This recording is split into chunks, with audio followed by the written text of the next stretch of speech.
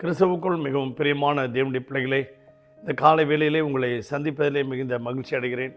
கர்த்தர் ஒவ்வொரு நாளும் நம்மை போஷித்து பாதுகாத்து பராமரித்து வருகிறது நினைத்து கர்த்தரை ஸ்தோத்திரிக்கிறேன். சென்னையில் வேளச்சேரி உள்ள எலிமேஜி சபை வழங்கும் அனுதினம் மன்னா, ஆண்டவராகிய இயேசு கிறிஸ்து அனுதினமும் 5 நிமிடம் உங்களோடு. அன்பு தேவனுடைய பிள்ளைகளே, இந்த நாளிலே தியானத்துக்கு எடுத்துக்கொண்ட வேத வசனம் சங்கீதம் 118வது சங்கீதத்திலே அங்கே நாம் பார்க்கிறோம் 22வது வசனம். வீடு கட்டுகிறவர்கள் ஆகாது என்று தள்ளின கல்லே மூளைக்கு தலைக்கல்லாக மாறியது என்று நாம் பார்க்கிறோம்.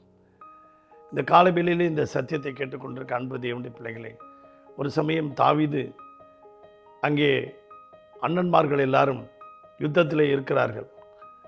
அவருடைய தகப்பன் ஈசாய் அந்த தாவீதினிடத்தில் உணவு கொடுத்து அண்ணன்மார்களுக்கு கொண்டு போய் கொடுத்துருவான்னு சொல்கிறார். அங்கே போனால் அண்ணன்மார்கள் எல்லாரும் மிலிட்ரியில் இருக்காங்க, யுத்தத்தில் இருக்காங்க. இந்த தம்பியை மிகவும் அற்பமாக நினச்சி, உனக்கு என்ன இங்கே வேலை, ஆடு மேய்க்கிறவனுக்கு இங்கே என்ன வேலை, உன் வேலை போய் பாரு அப்படின்னு சொல்லி உதாசீனப்படுத்தினார்கள். அன்பு தேவனுடைய பிள்ளைகளே, அதே போல தான் யாக்கோப்பும் தன்னுடைய மகன் இளைய மகன் அங்கே யோசேப்பினிடத்தில் சாப்பாடு கொடுத்து அண்ணன்மார்களுக்கு கொண்டு போய் கொடுத்துட்டு வாப்பா அப்படின்னு சொன்னாங்க. அவன்களும் அங்கே யோசேப்பை உதாசீனப்படுத்தினார்கள். ஆண்டவராகிய இயேசு கிறிஸ்துவை தன்னுடைய சொந்த சகோதரர்கள் வீட்டை விட்டு வெளியே போங்க அப்படின்னு சொன்னாங்க. ஸோ இந்த 3 பேரும் பார்த்திங்கன்னா ஆகாது என்று வீட்டை விட்டு வெளியே துரத்திட்டாங்க.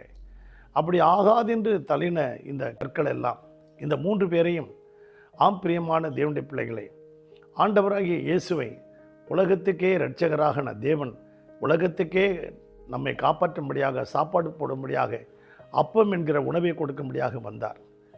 ஆகாது என்று தள்ளின யோசேப்பை தேசத்துக்கே பஞ்சத்திலே உணவு போட்டு மக்களை காப்பாற்றும்படியாக வைத்தார்.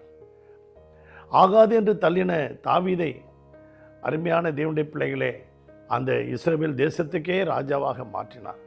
ஆட்களை அனுப்பி அந்த தாவீதை அழைத்து வர சொன்னார்கள்.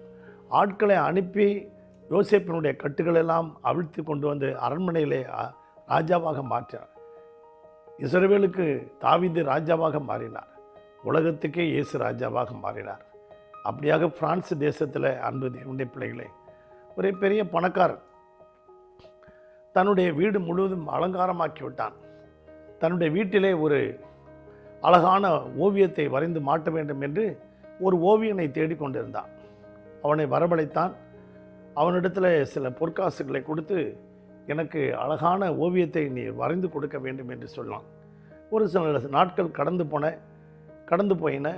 ஆனால் அந்த பணக்காரன் விரும்பினபடி அந்த ஓவியம் வரையவில்லை. பிறகு இன்னும் சில நாட்கள் கழித்து பார்த்தால் அந்த இவன் விரும்புகிற வண்ணமாக ஓவியம் வரவில்லை. அது மிகவும் அகோரமாக இருக்குது, சரியில்லை அப்படின்னு சொல்லி அவனை புறக்கணித்து வீட்டை விட்டு வெளியே அனுப்பிச்சிட்டான். மீதி இருக்கிற காசெல்லாம் வாங்கிட்டு அனுப்பிச்சிட்டான். அவன் மனம் உடைந்து போனான். ஒரு நாள் இந்த பணக்காரன் அங்கே பிரான்ஸ் தேசத்தில் நடந்த ஓவிய கண்காட்சிக்கு போயிருந்த பொழுது அங்கே பலவிதமான ஓவியங்களை பார்க்கிறான். ஓவியங்களை பார்க்கும்போது ஒரு சுவற்றிலே அழகான ஓவியம் ஒன்று வரைந்து தொங்கப்பட்டிருந்தது. இது யார் இது வரைந்தது, இவ்வளோ அழகாக இருக்கே, இந்த ஓவியத்தை நாம் எவ்வளோ விலை கொடுத்தாலும் வாங்கலாம், இதை வரைந்தவர் யார் என்று சொல்லி அவனை அழைத்து வர சொன்னார்கள்.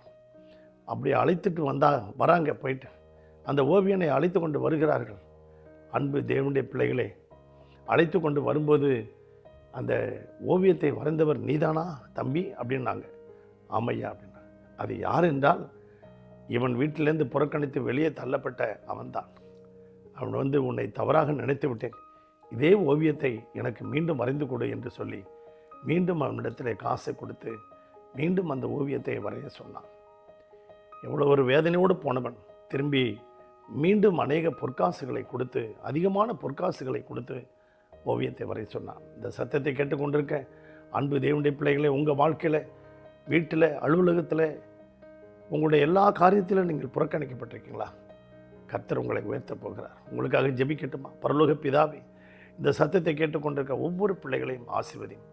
பல விதத்தில் தள்ளப்பட்டு புறக்கணிக்கப்பட்டு ஒடுக்கப்பட்ட நிலைமையில் இருந்தாலும் யோசேப்பை உயர்த்தின தேவன், தாவீதை உயர்த்தின தேவன், இயேசு ராஜாவை உலகத்துக்கே ராஜாவாக உயர்த்தின பிதாவாகிய தேவனே, பிள்ளைகள் எல்லாம் ஆசீர்வதி. இந்த வருஷத்தில் நல்ல உயர்வை கொடுத்து, அவர்கள் குடும்பத்தை வேலியடைத்து, அவர்கள் மனசில் மிகுந்த சந்தோஷத்தையும் சமாதானத்தையும் கொடுத்து கர்த்தர் வழி நடத்தும்படியாக ஜெபிக்கிறோம். இயேசுவின் நாமத்தில் பிதாவே, ஆமென்.